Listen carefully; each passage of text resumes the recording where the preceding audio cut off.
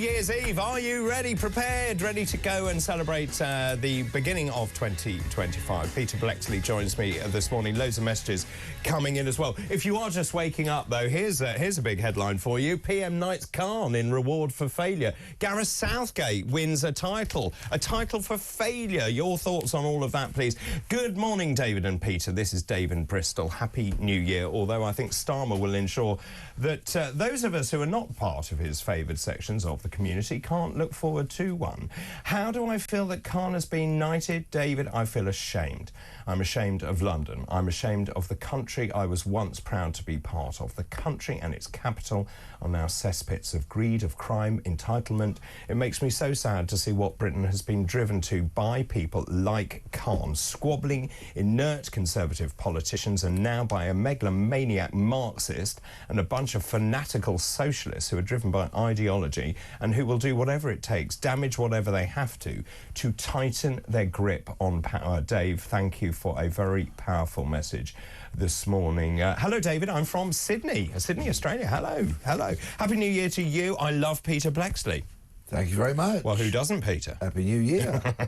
Also, John on the Isle of Coll. Hi, just to mention that people who are given awards have the option to refuse them. That's a great point. In fact, we'll talk more about that a little later on, and there are quite big notable examples. I think Dawn French turned hers down originally because she said, I don't think I need to get an award. All I do is get paid to have fun on television. I thought that was quite a good... Benjamin Zephaniah, the famous poet and speaker, said he couldn't take one from a system that he felt had been a part of oppressing him and his fellows. I think that takes a lot of guts, actually, to turn it down. Yeah, I think so. Yeah, without a doubt. But if you're principled, you're principled. Well, quite right. Also, when everyone said Southgate was given the award for failure, he could have turned it down. Great point. Therefore, mitigating the headlines of rewarding failure. So his decision to take it and the headlines are justified. That's John on the Isle of Coll. Let's pop across the pond, shall we? Let's go to Michigan in the United States. Cindy is on the line. Good morning to you, Cindy. Hey, Good morning, Doctor. Good morning, Mr. Bleksley. I adore you.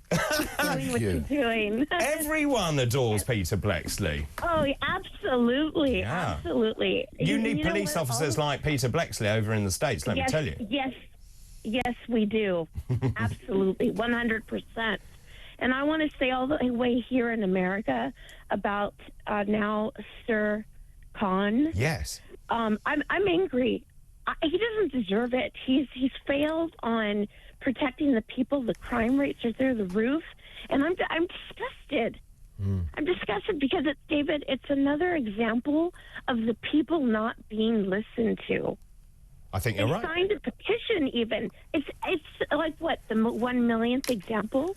We'll find the exact number, actually, but, I mean, certainly hundreds of thousands of people have signed the petition against Sadiq Khan. Look, you know, even if I'm trying to be objective about this, Sadiq Khan has come in London. I've been in London since I was 18, which is a considerable time. I have never seen, and I agree with Peter, I've never seen it fall apart so quickly. So we're seeing spiralling knife crime. We've essentially legalised shoplifting. You just walk into your local Tesco, take steak out. I can't ever see a police officer on the street. If you try and travel anywhere in this capital, you have to go at 20 miles an hour. He's actually reduced the roads so that we've made congestion worse. He's then stuck all these fines, so you have to pay congestion charge, ultra-low emission zone. He's essentially penalising the lowest paid. Well, I'll tell you, I've visited before, and you know what? I didn't think twice at the time. This was, of course, about 15 years ago. I didn't think twice about going to London. Now I would. I'm a little bit nervous about. Just I had to go to London. Well, I mean, well, maybe Peter can counter that. Should she be nervous coming to London? It really breaks my heart to say this, but only yesterday there was a man who'd come from Malta, and he was posting on social media, and it got a lot of views. He was saying he'd been in London 24 hours. His sister, who was travelling with him, had had her phone stolen, and he'd just had to pay the equivalent of 18 or 20 pounds for a couple of meals from a fast food outlet. He said, don't come here. Now, of course, it is the city in which my heart resides, lives and loves. I love this city. There is still so much about it that is wonderful, but I revert to my statement of earlier on and said, show me someone who says that London has got better since 2016, and I'll show you that very same person who is clearly deluded. It's got worse. Well, I mean, also... I was going to say, actually, Sadiq Khan has also spent time renaming those overground lines, the Weaver line, for example, instead of tackling crime. Sorry, Cindy, you were saying?